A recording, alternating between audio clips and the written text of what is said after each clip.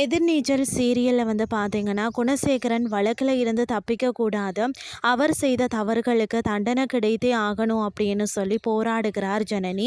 அந்த போராட்டத்திற்கு இடையில தான் குணமான ஈஸ்வரி எல்லாவற்றையும் மறந்து குணசேகரன் ஆடும் ஆட்டத்திற்கு ஆடி வர அதை பார்த்து ஜனனி மிகுந்த மனவேதனை அடைகிறார்.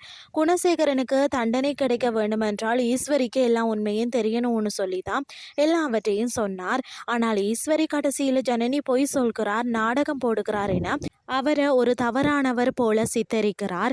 ஈஸ்வரி பேசியதை கேட்டு மிகவும் மனமுடைந்து போகிறார் ஜனனி. அதுக்கு பிறகு வக்கீல் ஜனனி நீதிமன்றத்திற்கு வராமல் இருந்தால் இந்த பிரச்சனையில இருந்து தப்பிக்கலாம் என்று சொல்கிறார். ஆனால் கதிர் மற்றும் ஞானம் அடுத்து என்ன செய்யலாம் என பிளான் போடுகிறார்கள். வீட்டில் விசாலாட்சி மருமகள்கள் ஒவ்வொருவருக்கு ஒருவர் மனக்கசப்புடன் இருப்பதை கண்டு வருந்துகிறார். அந்த நேரம் ஜனனி சக்தி இது போல தவறு செய்தால் கூட அவனுக்கு எதிராக நிற்க நான் தயாராக இருந்திருப்பேன் என கூற ஈஸ்வரி செம ஷோக் ஆகிறார். இதுதான் எதிர்நீச்சல் தொடர்கிறது சீரியலின் எபிசோட்.